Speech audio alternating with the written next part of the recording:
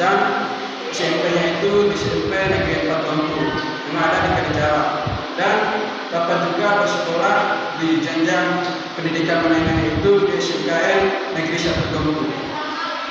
Baik, mungkin itu saja perkenalan diri dari Bapak. Sebelum kita mulai pembelajaran pada pagi hari ini, mari kita berdoa terlebih dahulu. Kita berdoanya itu dalam hati. Amin. Baik, selanjutnya sebelum kita mulai mata pelajaran pada pagi hari ini, alangkah baiknya kita ucapkan rasa syukur kita kepada Allah Subhanahu wa taala.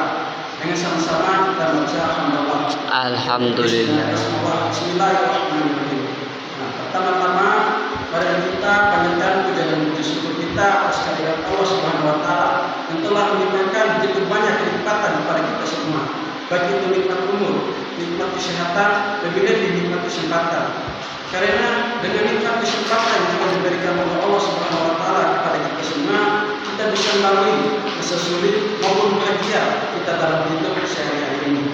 Selanjutnya, sholawat serta salam tidak lupa pula kita haturkan kepada junjungan kita, yakni Nabi besar kita, Nabiullah Nabi Muhammad SAW, dan Nabi yang mampu mendokterkan bisa antara bangsa timur, dan Nabi yang mampu membawa kita atau mendokrak di pemisah antara bangsa timur dan bangsa barat, antara kulit putih dan kulit hitam, dan Nabi yang mampu membawa kita dari zaman jahiliyah menuju zaman Islamiyah, dari zaman kegelapan menuju zaman terang yang seperti kita rasakan pada pagi hari ini.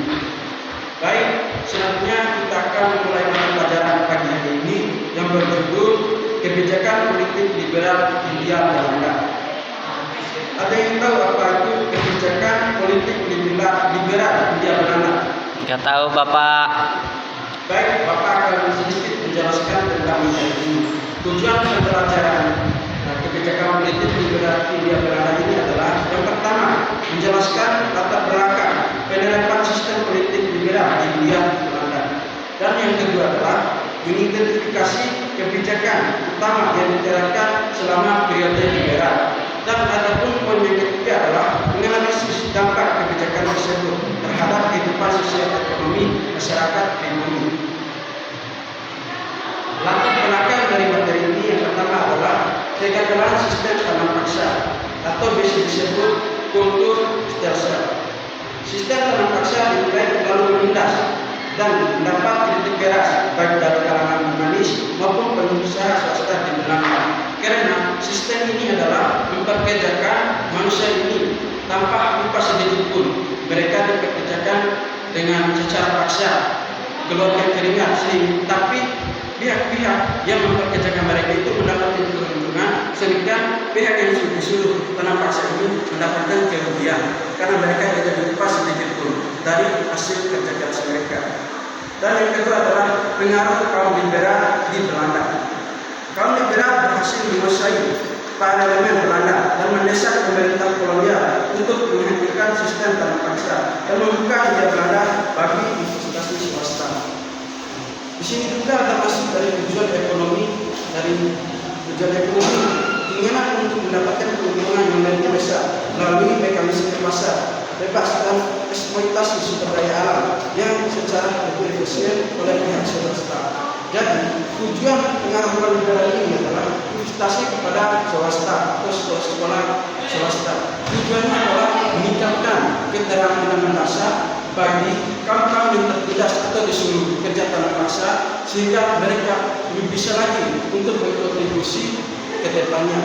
Dengan adanya sistem swasta ini, mereka dapat belajar bagaimana caranya mengelola sumber daya alam yang sudah disediakan ini.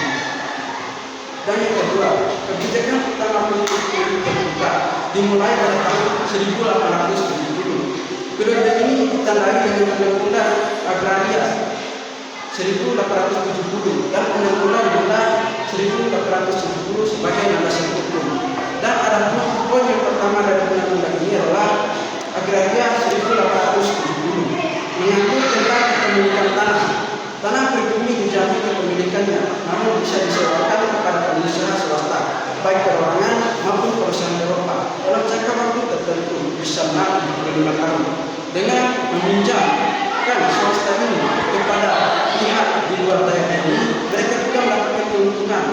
mereka menyewakannya secara 75 tahun ini, bisa saja mereka mendapatkan keuntungan lebih banyak dari tanah mereka ini. Dan yang kedua adalah memberikan kesempatan kepada pengusaha swasta untuk mendirikan pabrik gula baru dan mengambil alih pabrik gula milik pemerintah secara bertahap. Nah, tujuannya juga ini adalah pabrik gula baru. Mereka membuat pabrik gula yang baru untuk menggulingkan pabrik gula yang lama yang sudah melakukan atau menyuruh mereka bekerja setanam paksa tersebut. Mereka membangun atau berinisiatif membangun pabrik gulanya sendiri dengan keuntungan yang minimal yang pertama itu di bawah rata-rata, sehingga nanti konsumen atau pelanggan yang tertarik dengan pabrik yang mereka buat, kualitasnya sama dan barangnya juga bagus, sehingga mereka lebih tertarik dengan harga murah. Lama-kelamaan pabrik gula yang baru atau baru dibikin ini, kecil ini, nanti semakin lama semakin besar, sehingga mereka dapat mengambil alih pabrik gula yang lama tersebut, yang pabrik gula yang lama yang telah menyuruh mereka itu bekerja secara tanpa paksa. Dan kebebasan berusaha, pengusaha swasta lokal diberi kemudahan untuk menanamkan modal, menyewa lahan dan membuka perkebunan besar kopi, teh, gula, dan tembakau. Nah, pengusaha seperti di Eropa ini juga diberi kemudahan untuk menanamkan modal atau menyewa lahan. Mereka dengan menyewa lahan ini mereka bisa bertani atau membuat bisnis, baik itu kopi, teh, gula, dan tembakau. Dan artinya ini kopi ini untuk diminum oleh para masyarakat, bukan saja masyarakat di Eropa saja, melainkan bisa dinikmati oleh berbagai negara. Begitu pula juga dengan teh dan gula.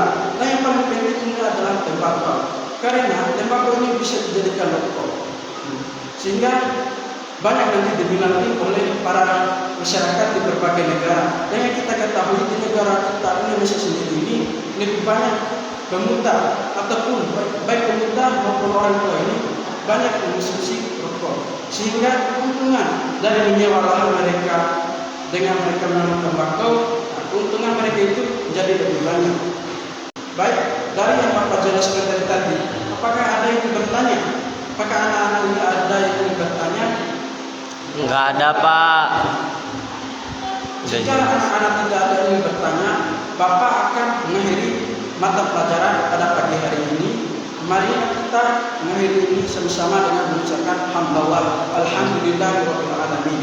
Lebih dan kurangnya Bapak mohon maaf. Wassalamualaikum warahmatullahi wabarakatuh. Waalaikumsalam warahmatullahi wabarakatuh.